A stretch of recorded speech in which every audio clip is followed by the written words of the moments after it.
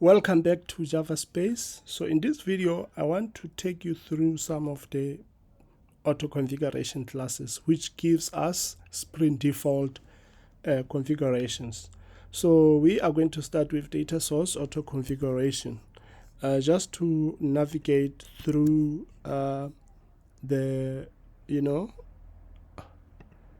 navigate through the class. So if I come here, I look for, okay, let me just say,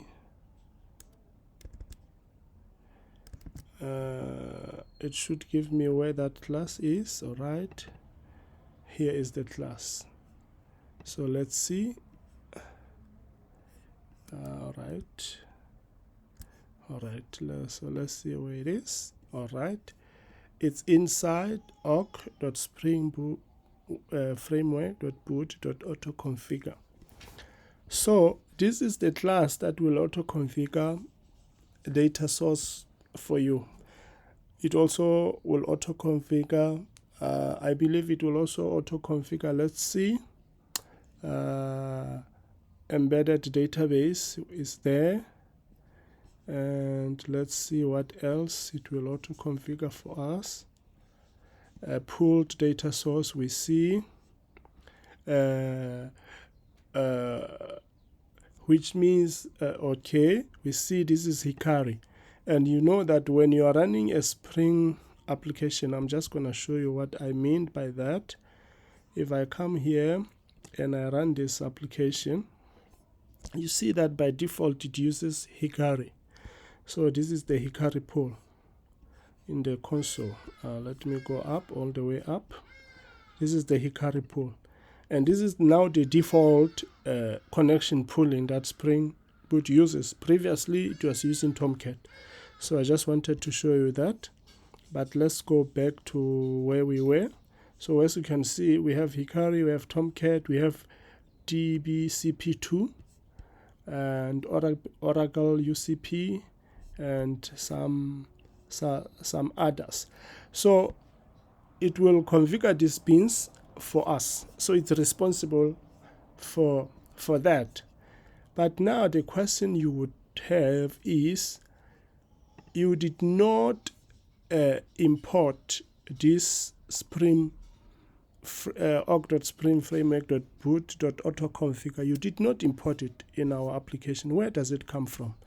All right, let's see.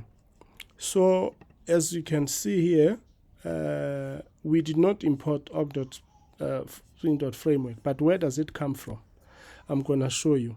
Okay, let's say let's just talk about, you have Spring Boot Starter Web, and inside Spring Boot Starter, that's where we have Spring Boot Auto Configuration.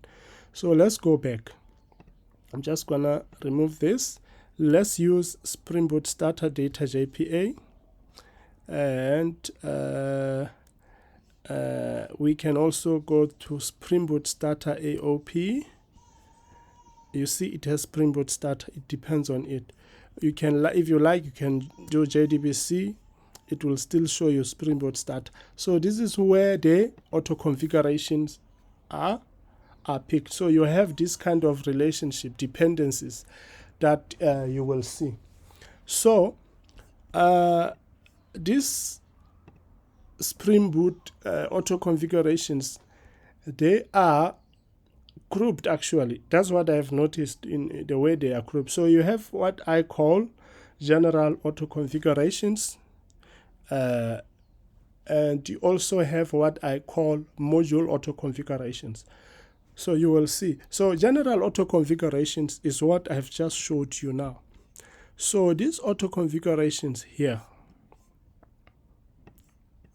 let me go down. Where are they? These ones here. These I call them general auto configurations. But there are other configurations which are specific to a module that you only have if you have a specific module or dependency. For instance, Spring Boot actuator. You see, we have an auto configuration for Spring Boot actuator. And if you can see here, if we go inside Spring Boot Starter Actuator, we will definitely see that it has Spring Boot Actuator Auto Configuration. And inside Spring Boot Actuator Auto Configuration are all the auto configuration for Spring Boot Actuator. You know that with Spring Actuator, you have some metrics by default, you have some endpoints by default.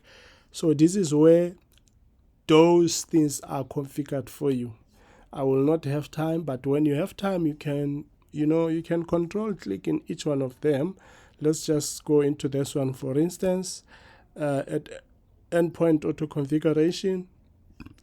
We see conditional on missing main parameter value wrapper. I don't even know what those things are. So this is an auto configuration that comes with Spring Boot Actuator. Then you have another auto configuration that comes with, I believe it's Spring Boot Test. Okay, let's check. But that should maybe depend on which version of Java you are in. Okay, let me go to the other application so I can show you that. Let me show you.